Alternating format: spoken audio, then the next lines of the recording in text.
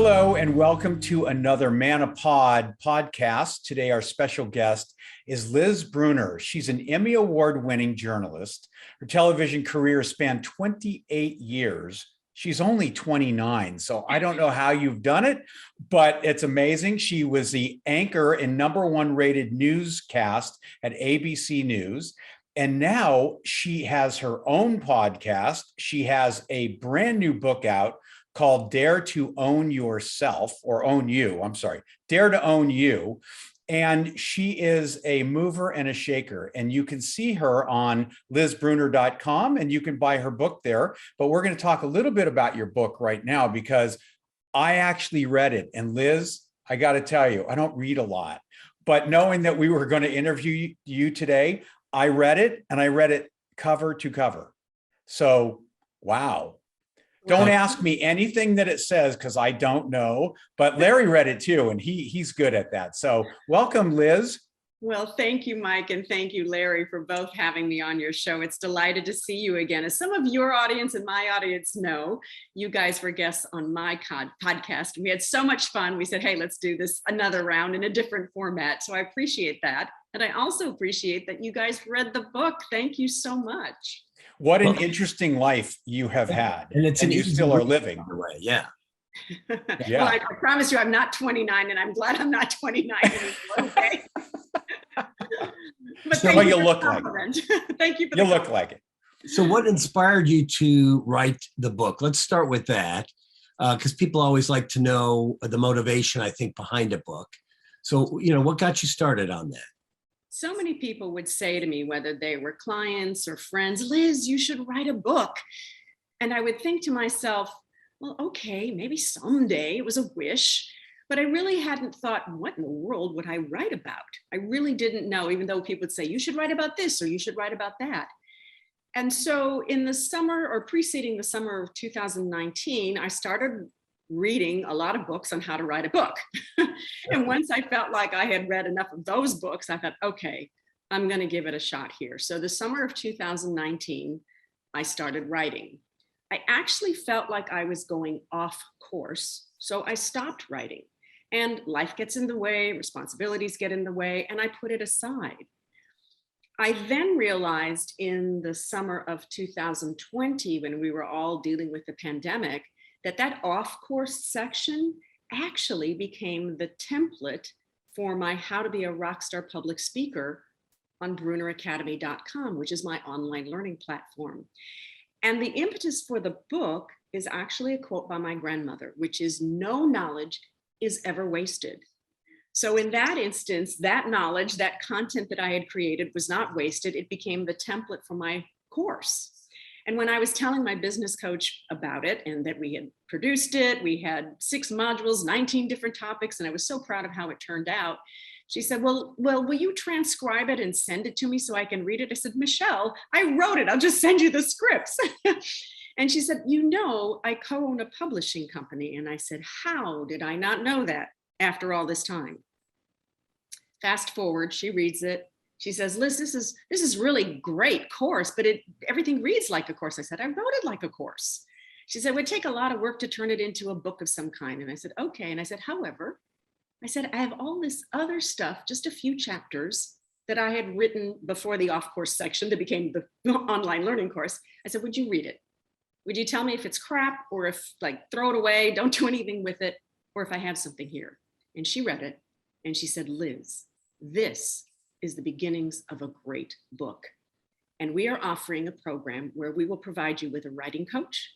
We will provide you with an editor. We will provide you with the artwork. We will get it to the point of publishing, and you can take it and shop it and go anywhere you want, or we can publish it for you. And that was in March of 2022. I signed up that night. My writing coach, I sent her those early chapters, and she said to me, I want to know more about this story. I want to know more about that story. And I said, you do? She said, keep writing, keep writing. So I did. And by the end of July, guys, I had finished the manuscript and the book was published in November of 2022. 21, excuse me. We're in 2022. Yes, November 2021. Yes. Yeah, I mean, a lot of people are like, how did you write it so fast? All I can tell you is I felt like I was getting downloads from the universe. I was compelled to write, and I'd wake up in the middle of the night. Oh my gosh, I got to write this down right now. It was that weird. It was that strange.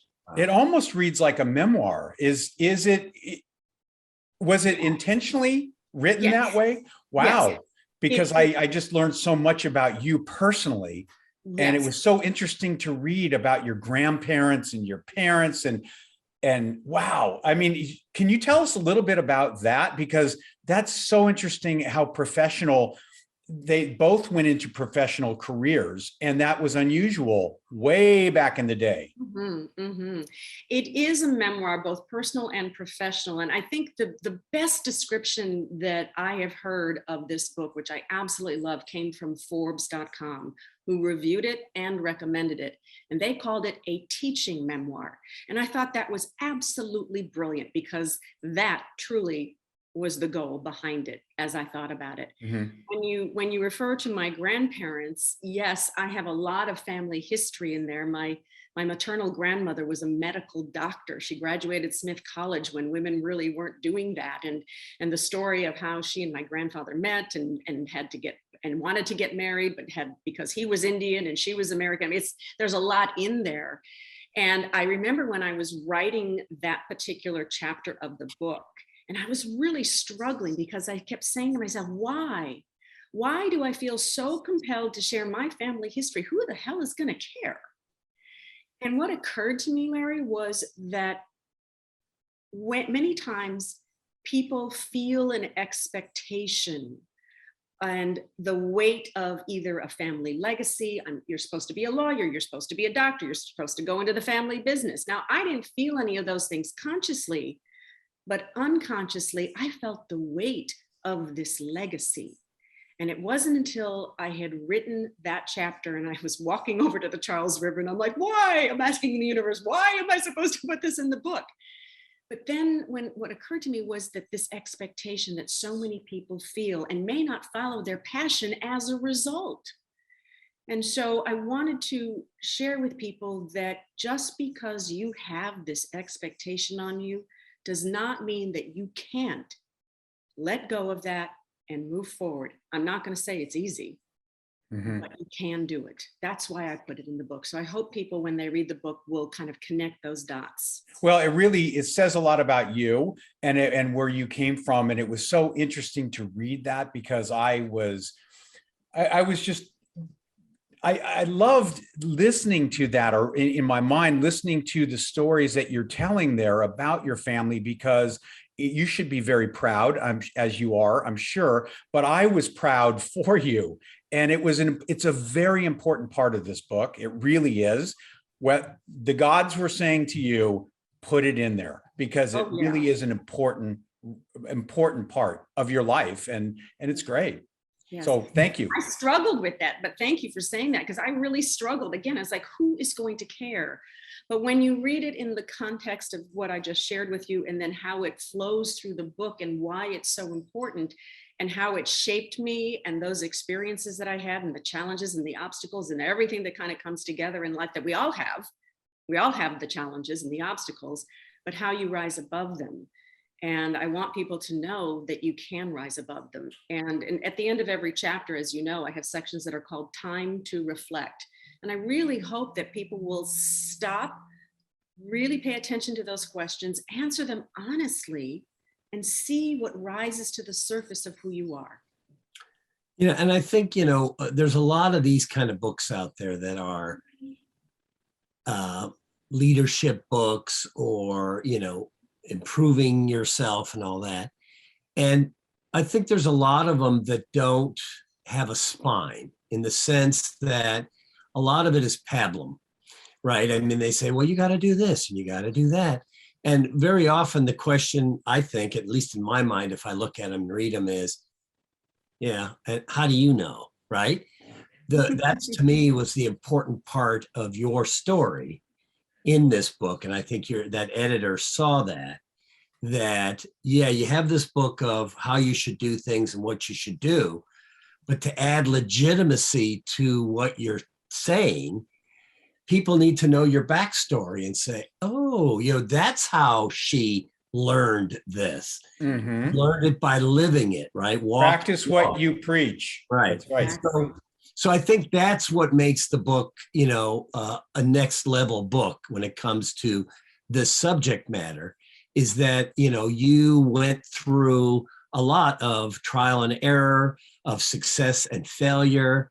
And through that, you gained life experience. And there were two things in particular that I found kind of really interesting and I think maybe appropriate for our audience. One is the idea of risk taking, which a lot of people are afraid of. And it's nice that you couched it in terms of that you're a calculated, intelligent risk taker. I'd like to think so anyway. Yeah, which is smart. Somebody who says, I think I would survive if I jumped off that cliff. That's a different kind of risk taking. And then the other thing that I think dovetails with that, which sometimes may make people non-risk takers and really hit home for me as a surgeon, is the imposter syndrome. Mm. And Mike and I were talking about this before we started. And I think in every profession, I've heard actors talk about it. I know personally as a surgeon, that's why we call it a practice, because you're always learning. And there are times in your career where you say to yourself, boy, should I be a surgeon? How did I get here? Are people really going to think that I know what I'm doing, right? And I think that is in every part of life, in every profession. And that can, I think, stymie you from learning new things. And learning new things means taking risks. So put all that together for us, maybe better than I did. But those were 2 points that really stood out to me as important lessons in the book. I like to call myself that calculated but intelligent risk taker because, as you pointed out, you have to be willing to take risks. There's a wonderful quote that talks about going to, that's where learning and growth happens, is when you're willing to go to the end of your comfort zone. And sometimes you have to go beyond that comfort zone, which is scary. It's very scary because it does mean taking a risk. It does sometimes mean making changes in your life. And who likes change? We all like certainty. We want to know this, and this, literally. And so when you're able to take those risks, if you're willing to stretch yourself, you never know where it could lead. And one of my favorite quotes, which is in the book, is by Dr. Robert Schuller, which is, what would you attempt to do if you knew you would not fail? What would any of us do?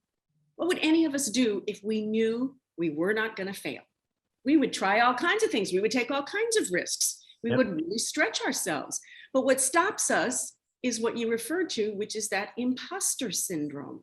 And 3/4 of the population suffers from it. I can't tell you how many people I've interviewed along the way who've admitted they have imposter syndrome. And these are people who are best-selling authors and they're hugely successful. But that imposter syndrome is that inner feeling of self-doubt. Like somebody's going to find out, maybe I shouldn't be in this position. Oh, maybe they're going to find me out. Yeah. And the most important story that we ever tell ourselves is the one we tell ourselves about ourselves. And so, and particularly for women, both men and women suffer from imposter syndrome. This is not a female thing. And I want to make that very, very clear. No. Because a lot of people think, oh, it's just women who do this. No, women may talk about it more than the men do, but the men have it just as much as the women do. And so I think it's when you're willing to look at that and go, wait a minute. What's going on here? Where are these feelings coming from? And they usually stem from childhood experiences, possibly traumatic experiences. And sometimes they can also be experiences that you had in your adult life, professionally or personally, that suddenly make you doubt yourself. And so it's very important, I think, to take a look at that. And I also talk about outsider syndrome, which is those feelings of not being accepted from the outside world. And so there's those two kind of go hand in hand. They're two separate issues, but they do connect at times. Wow. I personally am a major risk taker. I always have been. It gets me in trouble once in a while, but I decided early on, right after high school, that I would not go to college. So that was the risk number one, not going to college. And so I went to the School of Hard Knocks and trial and error. And that's at the time when I made my small fortune, and promoted my business and became what I am today by taking the risks early on and failing and failing and failing. And boom, it finally hit. And it's been wonderful. Now I look back and say, God, I wish I had this course, this business course, or this marketing course. But Larry made me feel great. We went out to dinner one night when we just met each other, and we were all sitting around a table, and we were going around, and everybody there was either a doctor or a lawyer or an educator.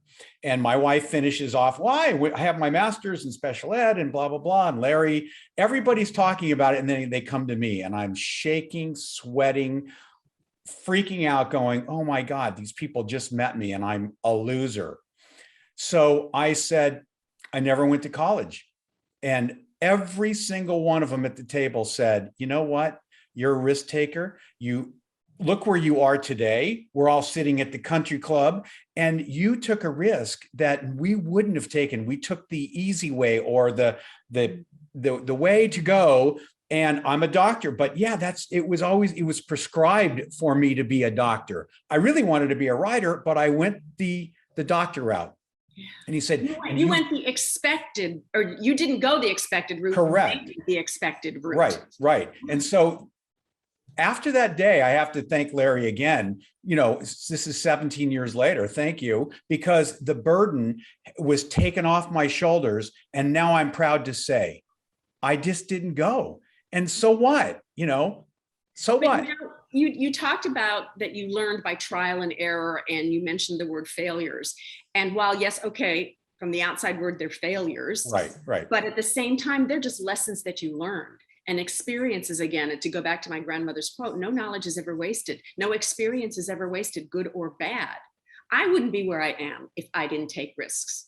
I was a high school music teacher, and I left that profession after a couple of years thinking and feeling organically deep within my soul, there was something more I was supposed to do. I had no clue what, but I knew. And I worked in retail, tried to figure some things out. And then I got into television, and that whole story is in the book. And I had a 28-year career in television.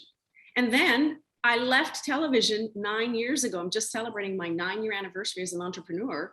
And now, look at the risks I took to do that, to leave a 28-year successful career and launch a business in my 50s. Who the heck does that?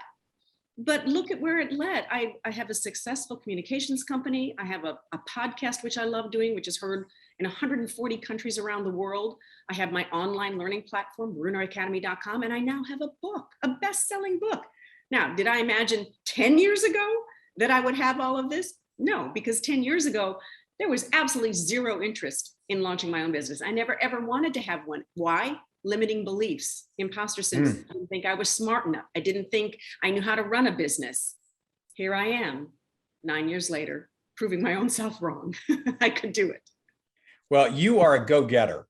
Yeah, sorry, Larry, go ahead. What I'm saying, and that's kind of what we're pushing with manopause.com, is the idea that even if you went the safe route, or what you thought was the safe route, right? Maybe you're an accountant, or you're a laborer, or whatever it might be, because that's what you felt would give you the best chance of surviving, not thriving, but surviving. And a lot of people are in that mode. Yes, they are. What we tell people is, look, when, don't maybe keep that thought process when you retire, that, okay, well, I've got this little nest egg and now I just got to sit at home and not do anything. We're telling people, hey, what were you passionate about? Sort of like what Robert Schuller said, right? It's like when you were a kid and you had no boundaries, what did you want to do? Obviously you can't be an astronaut or whatever. And if you're 60 years old, the fire department's not going to hire you. But what other passions did you have? Did you want to write? Did you want to be a gardener? Did you, want to paint? What did you have? Go back and pursue that passion. And don't worry if you succeed or fail. It's about the journey. It's not about the end.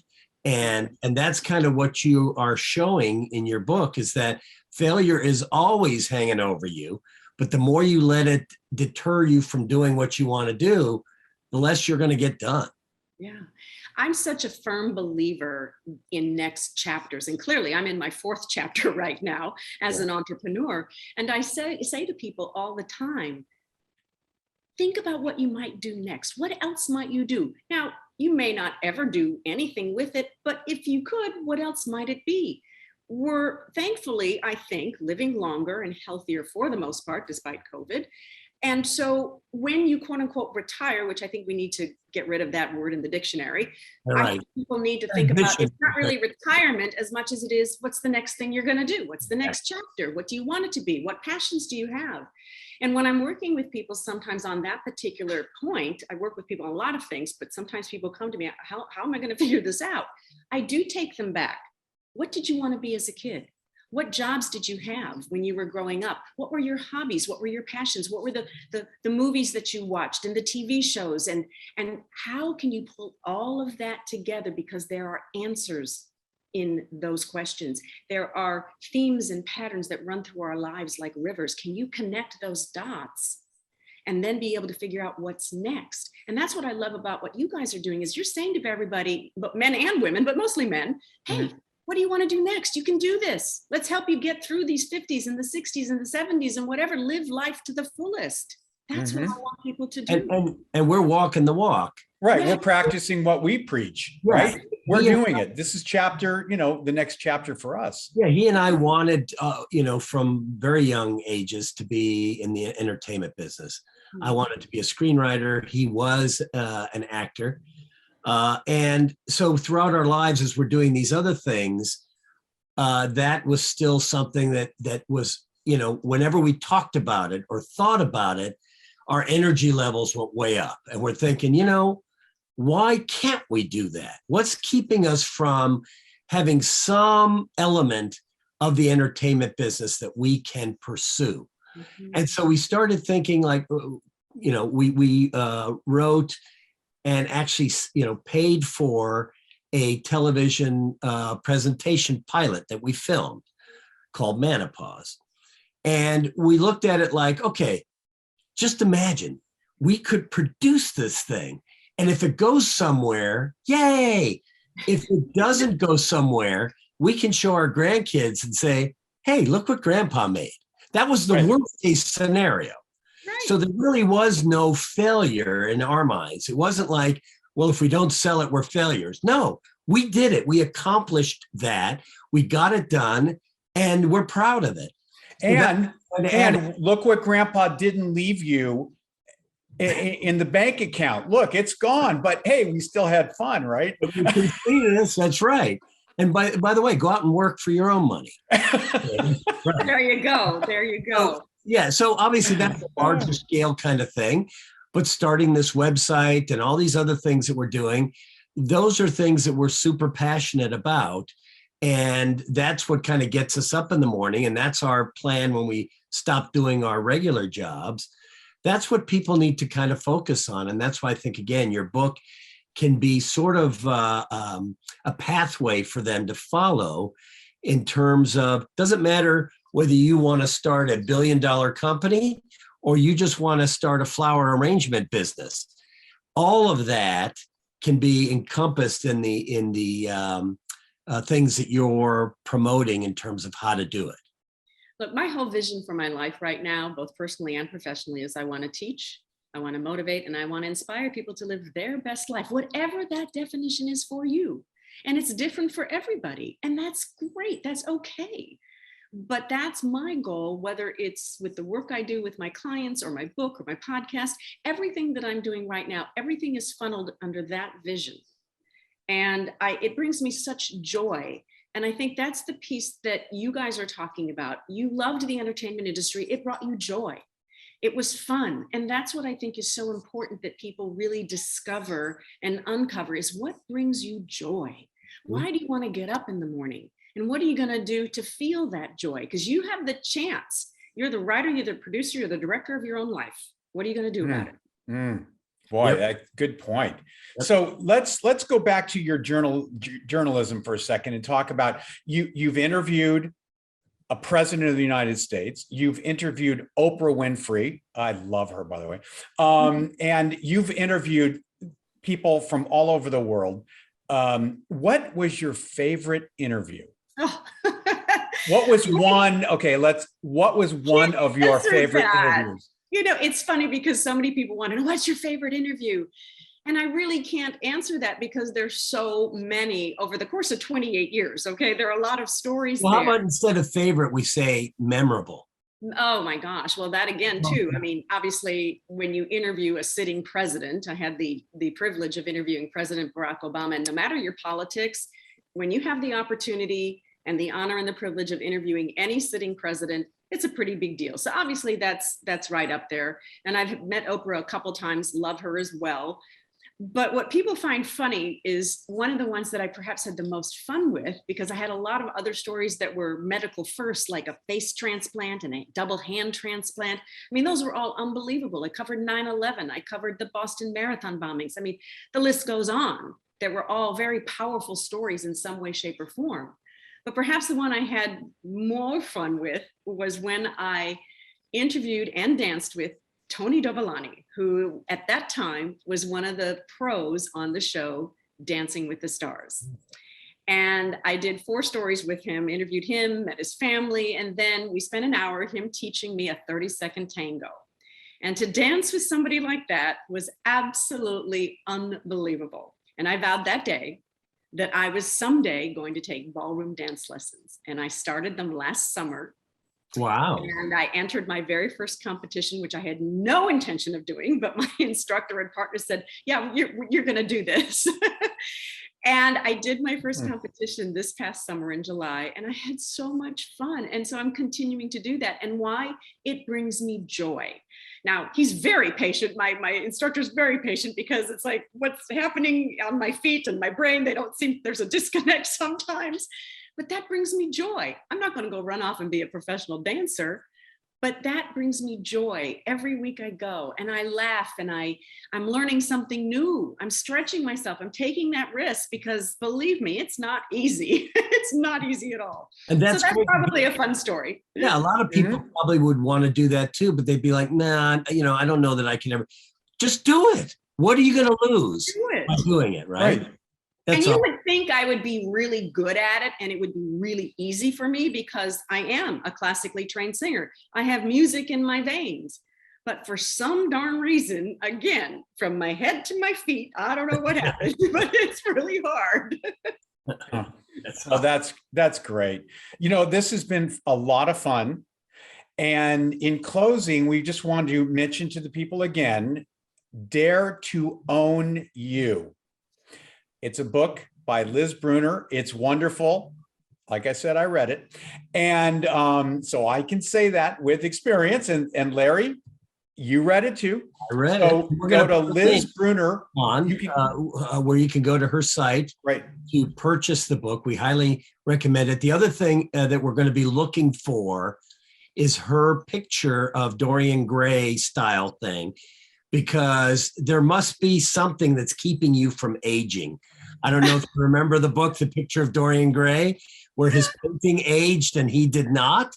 Oh, gosh. There's got to be something hidden somewhere where. Well, I have the secret. Okay. Do you want to know what is it? Yeah, what is it? I chose my grandparents very carefully. I had zero to do with it. But look, I try to take care of myself. I work out. And I, as a part of owning who I am is taking care of me. Yeah. And self-care is important. And I work out. I love working out, but it really is, just take care of yourself. Be healthy. And it's harder when you get older. My God, you wake up every morning and something else hurts. A half hour just to get out of bed. So yeah. Sometimes. Right. So this has been great, Liz. Thank you so much for being part of our podcast. And we look forward to seeing what your next chapter is. Oh, thank you, guys. It's a pleasure to be with you. And I love what you are doing. You're spreading such great information out there into the world for men and women as well, because I know a lot of women listen to your show, particularly for their husbands or their partners in their lives, which is terrific. And I love the fact that you guys have created your next chapters as well. And you're finding a way to have joy in your lives. And you know what? That's the bottom line. You're living your best life. Yep. Well, thanks a lot, Liz. We'll talk soon.